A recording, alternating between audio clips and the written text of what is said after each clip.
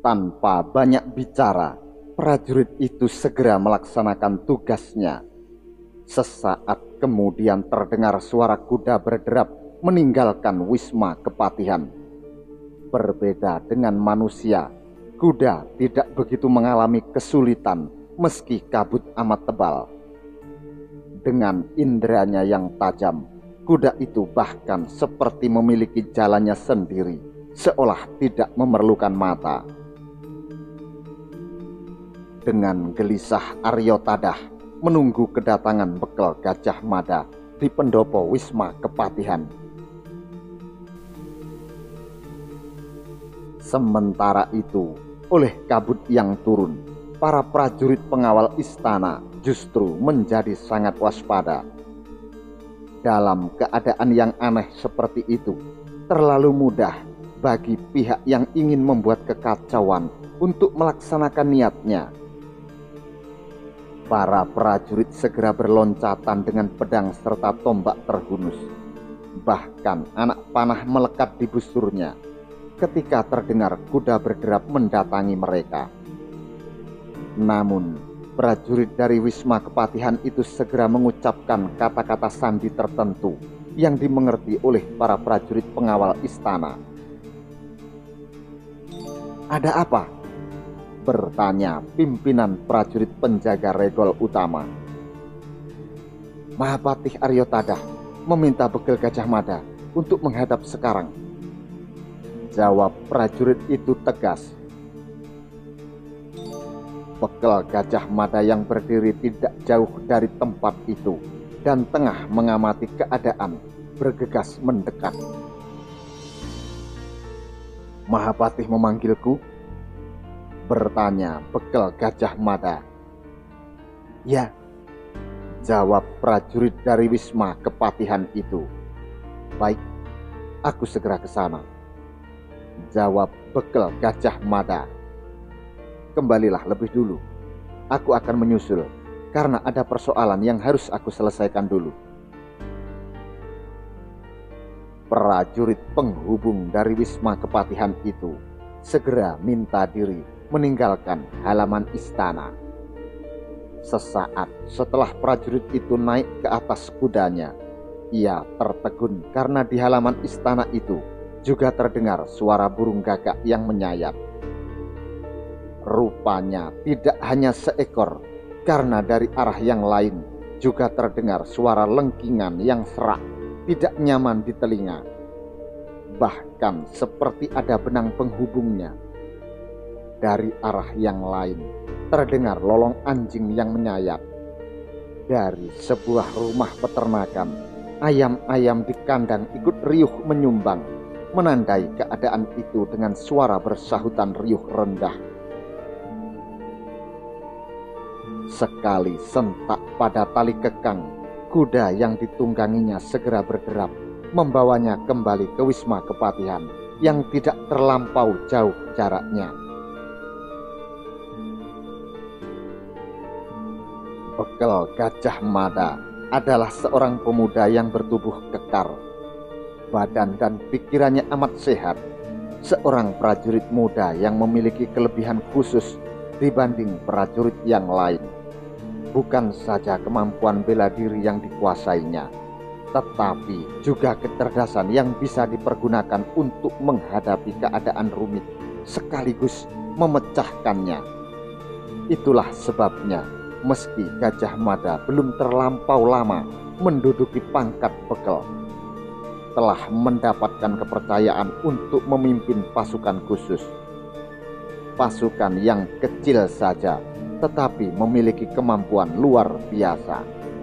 Pasukan itu diberi nama Bayangkara.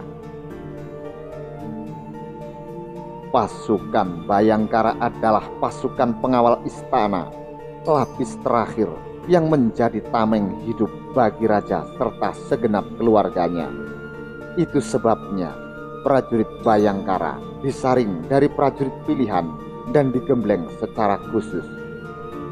Secara pribadi, masing-masing anggota pasukan khusus memiliki kemampuan yang mendebarkan karena daya tahannya dalam menghadapi keadaan sesulit apapun amat tinggi. Apalagi perannya sebagai pasukan sandi, tidak ada beteng serapat apapun yang tidak bisa ditembusnya. Patih Tadah yang memiliki gagasan untuk membentuk pasukan itu telah mensyaratkan kemampuan olah bela diri yang tinggi bagi mereka yang ingin menjadi bagian dari pasukan itu. Itu sebabnya setiap anggota pasukan khusus berlatar belakang kemampuan olah kanuragan beragam. Sebagaimana Mahapatih Tadah yang terusik oleh munculnya kabut, Gajah Mada juga memperhatikannya dengan saksama. Dalam keadaan seperti ini, apabila ada yang memancing di air keruh tentu merepotkan sekali, berkata Bekel Gajah Mada pada diri sendiri. Itu sebabnya Gajah Mada meminta kepada segenap anak buahnya untuk meningkatkan kewaspadaan. Gajah Mada meninggalkan halaman istana dengan berjalan kaki. Begitu Gajah Mada keluar dari regol halaman, seolah-olah lenyap begitu saja ditelan oleh tebalnya kabut yang turun. Rupanya kabut yang menyergap kota Raja Majapahit makin pekat, sehingga pimpinan prajurit Bayangkara itu harus mengandalkan pendengarannya.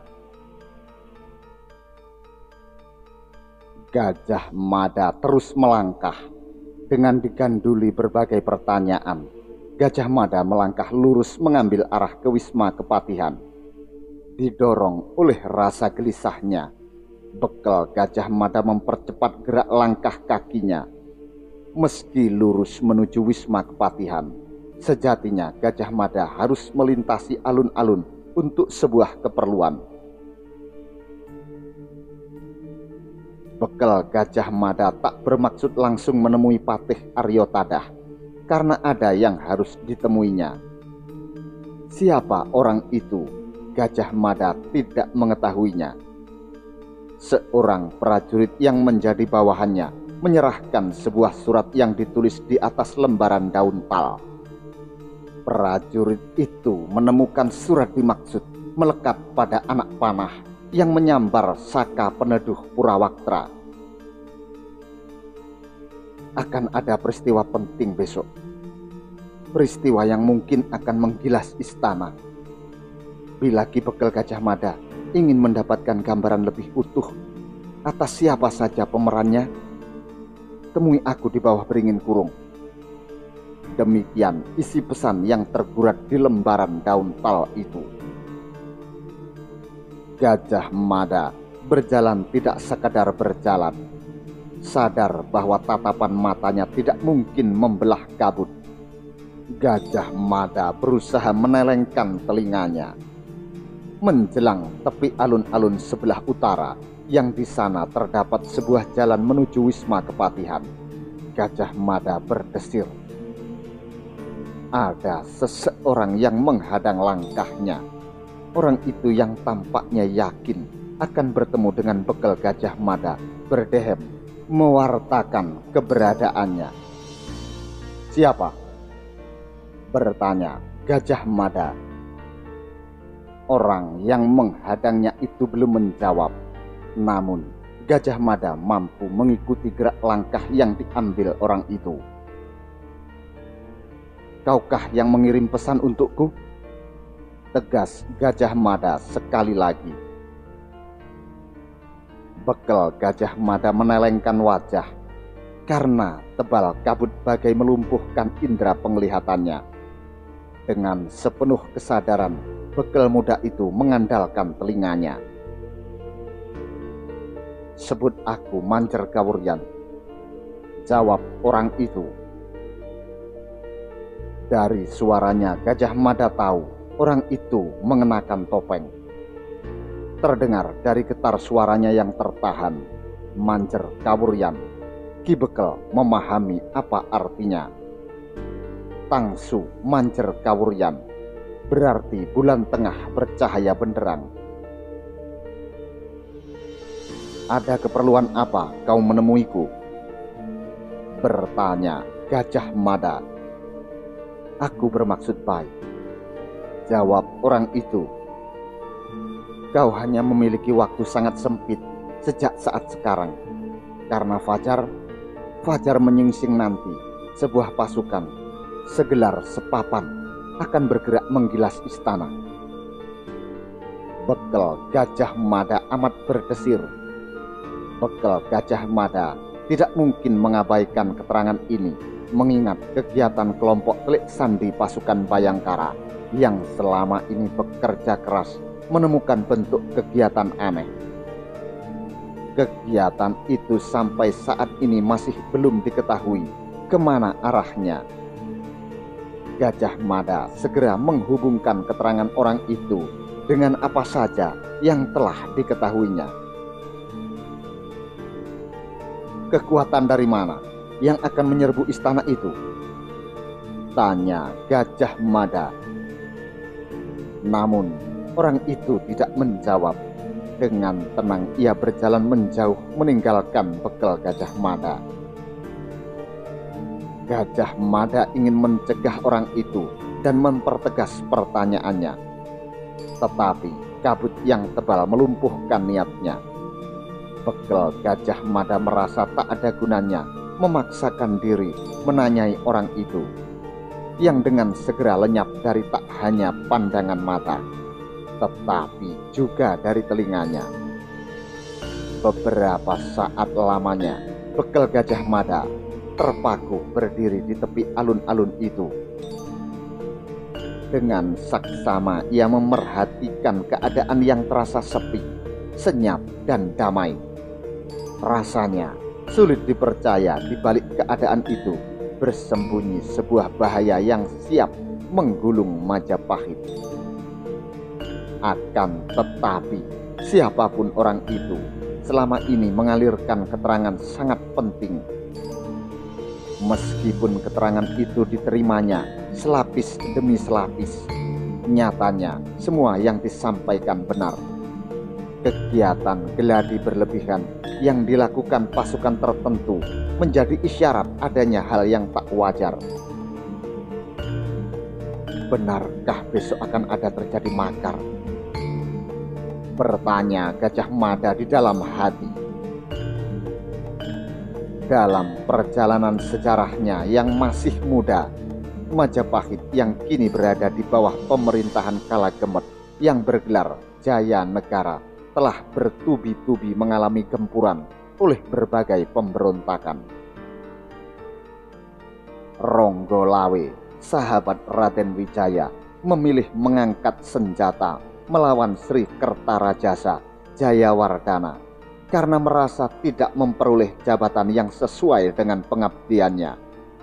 Nambi, yang menurut Ronggolawe tak memiliki jasa sebesar yang dilakukannya, dipilih Kertarajasa Jayawardana menduduki jabatan patih. Lembu Sora menyusul mengangkat senjata pula karena fitnah yang dilakukan seorang pejabat culas yang menjadi kepercayaan Jaya Negara. Disusul kemudian oleh makar yang dilakukan Juru Demung dan Gajah Biru. Sikap Jaya Negara yang di mata bekel Gajah Mada ada kalanya kurang bijak, menyebabkan Rakrian Patih Majapahit sendiri, Nambi, ikut mengangkat senjata.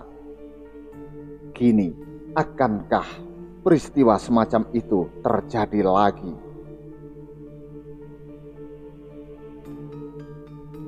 Oleh rasa penasarannya, Gajah Mada bergegas melanjutkan langkahnya menuju Wisma Kepatihan yang tidak seberapa jauh lagi. Akan tetapi, pikirannya makin tidak tenang. Waktu yang diberikan oleh orang tidak dikenal itu hanyalah sampai saat fajar menyingsing. Rentang waktu yang sempit itulah yang harus digunakan untuk menghimpun prajurit dan mengumpulkan kekuatan. Namun, prajurit yang mana? Ada banyak kesatuan prajurit yang bertugas menjaga ketentraman dan menjamin keamanan berlangsungnya pemerintahan Jayanegara. Kesatuan itu berada di bangsal kesatrian masing-masing dengan dipimpin oleh prajurit berpangkat temenggung atau serendah-rendahnya senopati. Jika dibutuhkan pasukan dalam waktu singkat untuk membentengi istana, kesatuan yang manakah yang harus dipilih? Sayang sekali, orang yang mengaku bernama Manjer Kawuryan tidak menyebut dengan jelas siapa orang yang akan balelo serta pasukan mana saja yang terlibat dalam gerakan itu. Gajah Mada membawa kegelisahannya sampai ke halaman kepatihan. Beberapa prajurit berloncatan menghadangnya. "Bekel Gajah Mada," ucap Gajah Mada dengan tegas. "Gusti Mahapatih Tadah memerlukan aku." Pimpinan prajurit pengawal Wisma Kepatihan itu segera memberikan penghormatan karena pangkatnya lebih rendah, kemudian mengantarkannya menghadap Mahapatih Aryo Tadah yang telah menunggu cukup lama di pendopo. Mahapatih Tadah rupanya amat terganggu oleh udara dingin, kabut, dan angin deras itu terlihat dari batuknya yang kemekel. "Saya menghadap Mahapatih," ucap Gajah Mada sambil memberikan penghormatan. "Duduklah," jawab Aryo Tadah. Antara Bekel Gajah Mada dan Patih Tadah telah terjalin hubungan erat. Bahkan melalui Tadahlah beberapa tahun yang lalu Gajah Mada mendapat kesempatan mengabdikan diri menjadi prajurit di Majapahit. Hubungan yang erat itu bahkan berubah menjadi hubungan layaknya orang tua dan anak. "Apa pendapatmu terhadap keadaan yang aneh ini, Bekel?" bertanya Tadah. Bekel Gajah Mada menebar pandang. Kabut yang turun melayang-layang kian tebal. Jarak pandang dari tempatnya ke arah tiang pendopo amat terganggu kabut itu. "Kabut yang turun benar-benar luar biasa, Gusti Patih," jawabnya. Bekel Gajah Mada menunggu Aryo Tadah akan menyampaikan kalimat berikutnya. Namun yang dilihat Gajah Mada adalah Mahapatih Aryo Tadah yang justru termangu, seolah ada sesuatu yang tengah direnungkan. Bekel Gajah Mada tetap menunggu sampai Tadah kembali berbicara. "Ada 3 buah peristiwa penting yang aku catat yang sekarang akan kuceritakan kepadamu. Peristiwa pertama adalah ketika leluhur Sri Baginda, pendiri Singasari, terbunuh oleh Kris Empu Gandring. Tuanku Sri Rajasa Batara Sang Amurwabumi tewas di tangan seorang batil dari Pangalasan. Peristiwa itu konon ditandai dengan turunnya kabut yang sangat tebal menyergap istana Singosari. Kabut yang tebal dan udara dingin itu dimanfaatkan sebaik-baiknya oleh batil Pangalasan dengan tidak menyimpan keraguan secuil pun. Ia membenamkan keris rautan Empu Gandring ke dadanya. Suasana saat itu kira-kira seperti sekarang ini. Singosari yang memang berada di ketinggian dan udaranya dingin dikemuli kabut amat tebal. Aryo Tadah terdiam sejenak seperti sedang mengumpulkan ingatannya.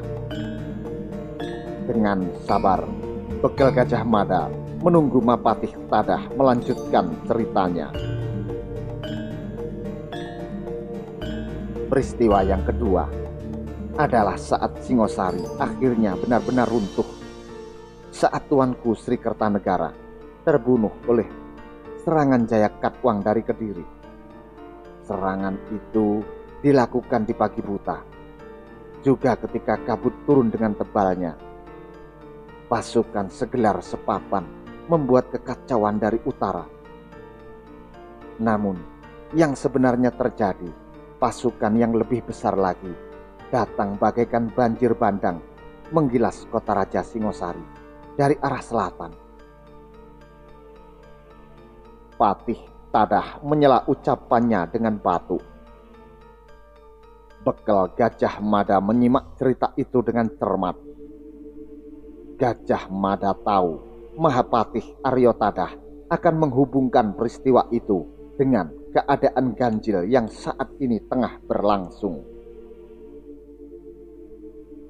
Ketika Jaya Katwang menyerbu Singosari, saat itu kabut yang turun begitu tebal.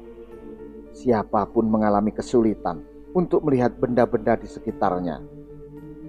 Keadaan itu dimanfaatkan dengan sebaik-baiknya oleh Jaya Katwang untuk melakukan serangan dadakan. Dan yang terakhir adalah ketika Majapahit benar-benar dililit duka saat tuanku Baginda Kertarajasa Jayawardhana mangkat. Kau ingat apa yang terjadi? Bekel Gajah Mada mengangguk. Gajah Mada juga menyaksikan keajaiban alam itu. Di siang hari, matahari bercahaya pucat kekuning-kuningan. Hal itu berlangsung beberapa hari lamanya seiring dengan Sri Baginda yang kering. Ketika malam itu Sri Baginda mangkat, kabut turun amat tebal ditandai pula dengan kehadiran burung gagak yang berkaok-kaok di tengah malam. Majapahit bagaikan dipayungi mendung duka ketika Raden Wijaya menutup mata untuk selamanya. Apakah dengan demikian malam ini akan terjadi sesuatu? Bertanya Bekel Gajah Mada. Mahapatih Aryo Tadah menghela tarikan napas resah. Aku tidak bisa menutupi kegelisahanku, Bekel Gajah Mada. Suara burung gagak itu, tidakkah kau dengar? Bekel Gajah Mada mengangguk. Lalu, ada penggalan kejadian lain yang kusebut sebagai ngilmu titen. Kemunculan kabut tebal di malam menjelang kejadian-kejadian penting itu, atau kemunculan lintang kemukus dalam beberapa hari ini di langit sebelah timur agak ke utara. Semua itu mungkin bisa dianggap sebagai kejadian biasa, seperti munculnya matahari di pagi hari dan munculnya bulan di malam hari. Hal yang biasa. Bekel Gajah Mada mencuatkan alisnya. Dengan demikian, aku menjadi cemas besok bakal terjadi sesuatu. Aryo Tadah menambah.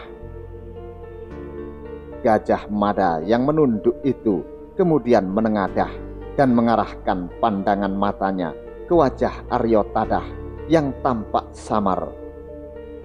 Tidak tercegah, Gajah Mada memang harus menghitung apa yang disampaikan oleh orang tak dikenal dan mengaku bernama Manjer Kawuryan, yang meminta untuk bertemu di Beringin Kurung bahwa banjir bandang akan terjadi saat fajar menyingsing. Selama ini kecemasan dan kegelisahannya disimpan rapat. Akan tetapi akhirnya Bekel Gajah Mada merasa waktunya telah tiba untuk melapor apa yang diketahuinya. Menurut Mahapatih, apa nama Manjer Kawuryan mempunyai arti? Pertanyaan Gajah Mada yang membelok seperti tanpa arah itu menyebabkan Aryo Tadah agak bingung. Aryo Tadah memandang Gajah Mada sangat lekat. Manjer Kawuryan itu terang benderang. Bila ada kalimat Sosodoro Manjer Kawuryan, itu berarti bulan terang benderang. Kenapa? Balas Tadah. Gajah Mada menggeser duduknya agak mendekat. Sebenarnya, baru saja aku bertemu dengan orang yang menyebut dirinya dengan nama Manjer Kawuryan. Aku tidak tahu pamrih apa yang ada dalam benaknya. Orang itu baru saja memberitahu aku bahwa besok istana akan diserbu oleh banjir bandang berkekuatan segelar sepapan. Dengan jelas dan gamblang, Bekel Gajah Mada menceritakan apa yang diketahuinya. Mahapatih Tadah menyimak cerita Bekel Gajah Mada itu dengan perasaan tegang. "Kau tidak berhasil mengenali orang itu?" bertanya Mahapatih Tadah. Bekel Gajah Mada menggeleng. "Tidak, Gusti Mahapatih," jawabnya. Orang itu mengenakan topeng untuk menutupi wajahnya supaya tak bisa dikenali, baik suaranya maupun wajahnya. "Menurutmu orang itu sudah tua?" kembali Patih Tadah bertanya. Bekel Gajah Mada mencoba mengingat warna suara orang itu. "Masih muda," jawab Gajah Mada tanpa keraguan. Mahapatih Tadah yang makin gelisah segera bangkit. "Ada orang yang akan melakukan makar. Siapa?" bertanya Mahapatih Tadah seperti kepada diri sendiri. Lelaki tua itu berjalan mondar-mandir sambil mengelus jenggotnya yang memutih. "Siapa menurutmu, Bekel Gajah Mada? Kau mempunyai dugaan? Siapa kira-kira orang yang keracunan bunga kecubung dan tidak sadar atas tindak dan perbuatannya sendiri itu?" ulang Mahapatih Tadah. Bekel Gajah Mada berpikir. Segenap pejabat penting diingatnya satu persatu, dinilai dan ditimbangnya. Akan tetapi Bekel Gajah Mada tidak menemukan sesuatu yang pantas untuk digunakan mencurigai seseorang akan melakukan tindakan makar, mencoba merebut tahta dari Sri Baginda Jaya Negara. Di Majapahit terdapat 3 kelompok kesatuan pasukan besar yang masing-masing berkekuatan segelar sepapan. Pasukan Jalapati di bawah pimpinan Rakrian Tumenggung Banyak Sora. Tumenggung Banyak Sora adalah seorang prajurit yang pilih tanding dan memiliki kesetiaan yang tinggi terhadap Sri Baginda Jaya Negara. Lalu pasukan Jalayuda di bawah kendali Rakrian Tumenggung Panjiwatang. Sebagaimana Banyak Sora, Temenggung Panjiwatang juga mumpuni dalam olah keprajuritan serta memiliki kemampuan olah perang yang tinggi. Terakhir adalah pasukan Jalarananggana yang memiliki candra kapala berwujud tengkorak sebagai lambang pasukan. Temenggung Wujud Luntar memimpin pasukan dari kesatuan Jalarananggana itu. Sebagaimana kedua Rakrian Temenggung yang lain, sangat sulit bagi Bekel Gajah Mada membayangkan Temenggung Wujud Luntar akan makar terhadap kekuasaan Jaya Negara. Namun ada pepatah, dalam laut bisa ditebak, tetapi dalamnya hati siapa yang tahu.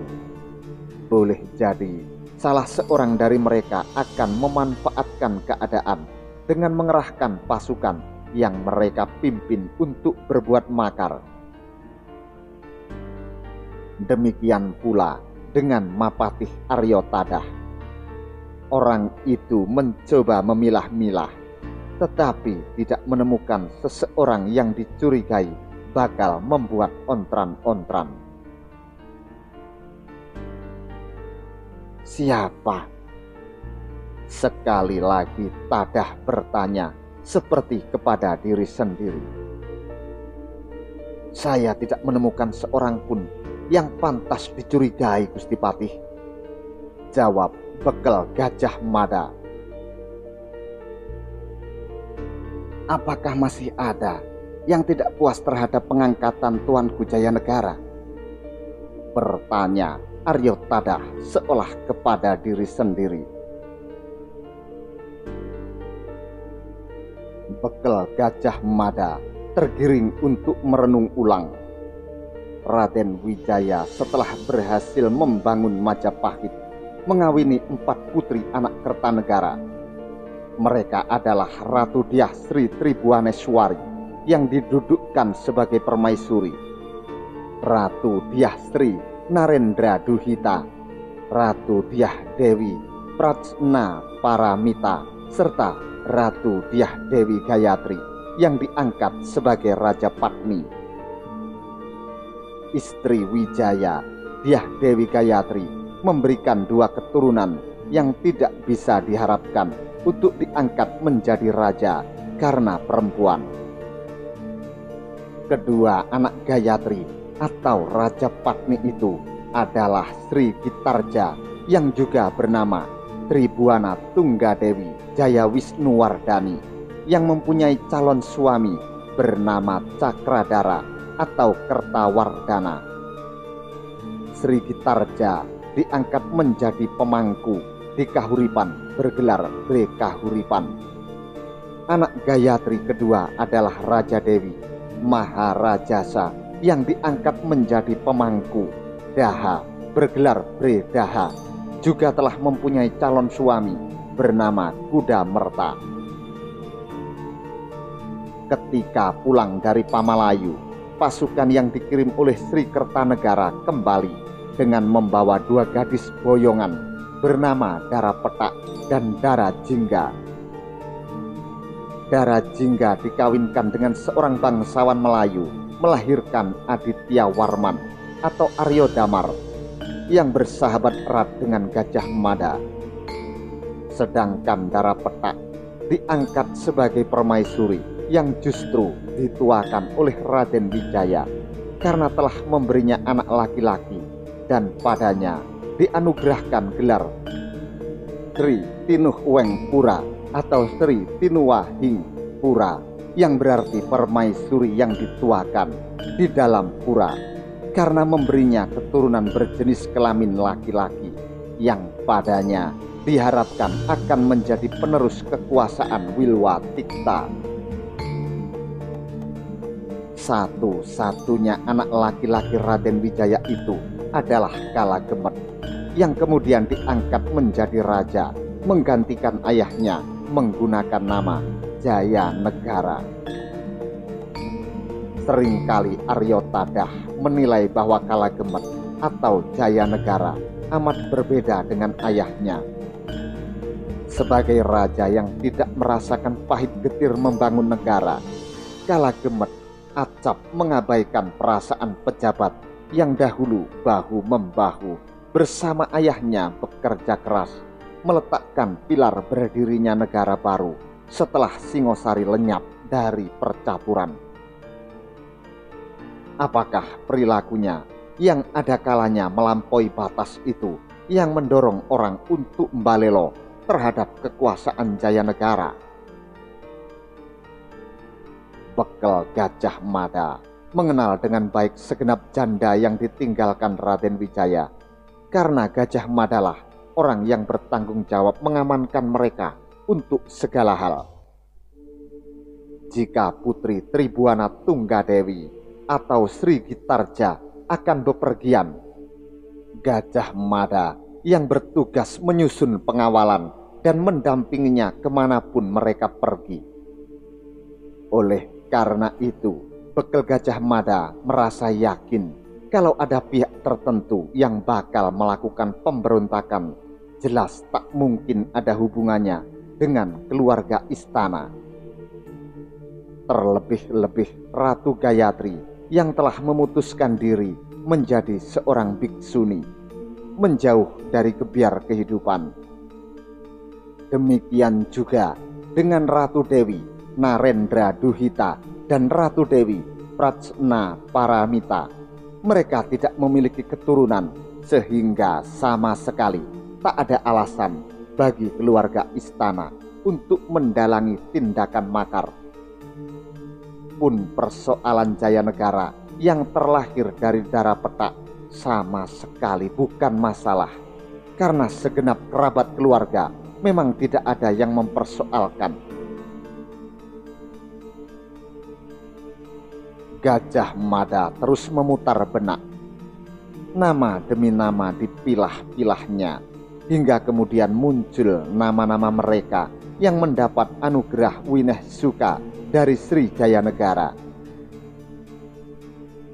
Orang-orang yang mendapat anugerah Wineh-Suka atau selengkapnya dinamai para Dharma Putra Wineh-Suka itu adalah mereka yang sangat tinggi pengabdian dan kesetiaannya kepada raja.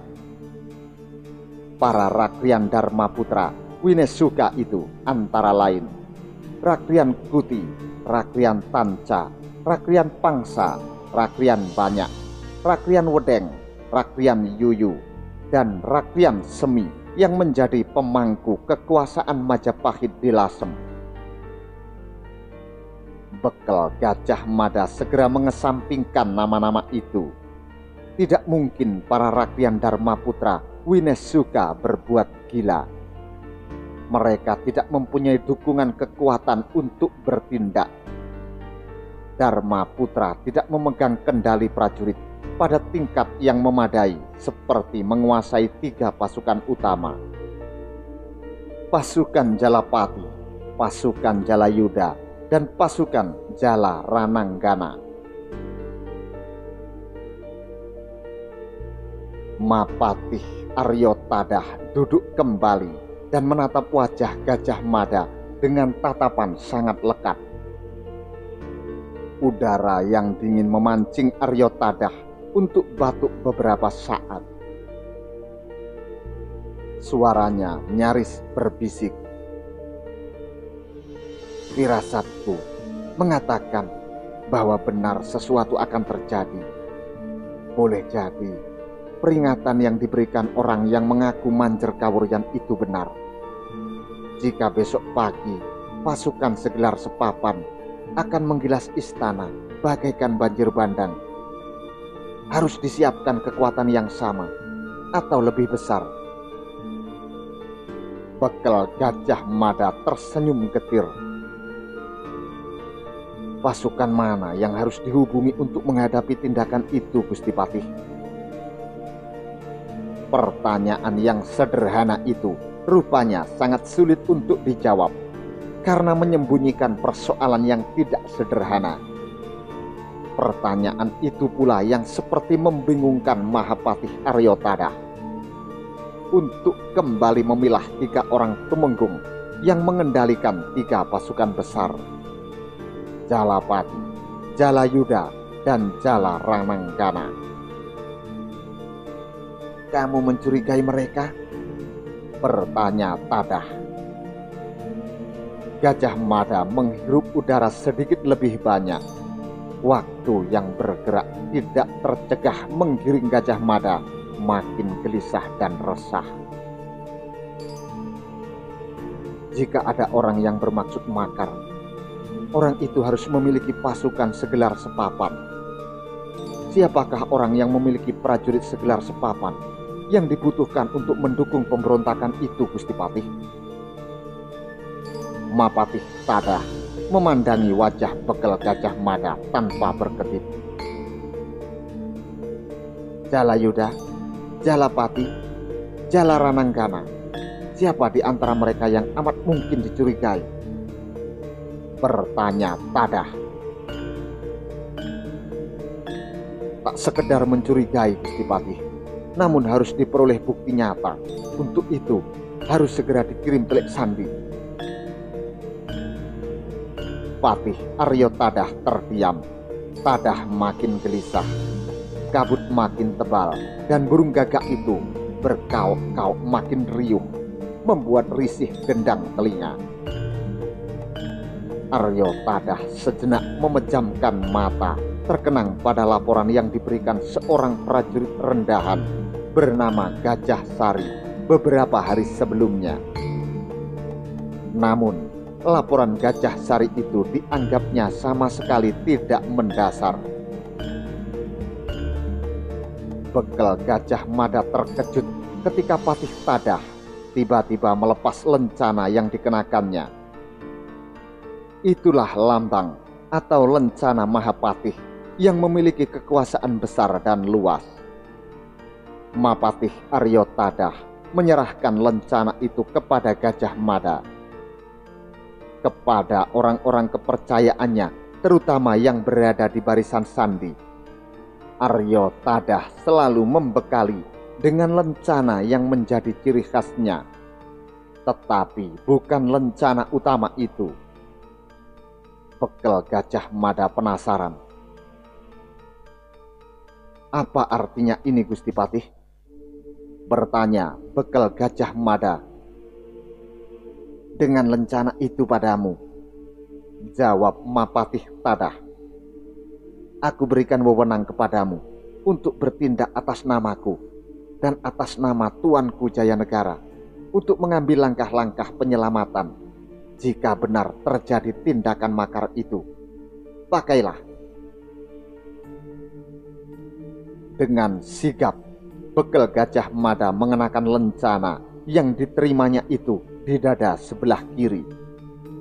Gajah Mada sadar dengan lencana itu di tangannya, ia bisa bertindak atau mengambil langkah tertentu demi menjamin keamanan istana serta keutuhan Majapahit. Bahkan para temenggung harus menghormati langkah-langkah yang diambilnya, seolah langkah-langkah itu keputusan Mahapatih Arya Tadah sendiri. Bekel Gajah Mada yang gelisah merasa dikejar waktu yang sempit untuk segera bertindak, segera minta diri.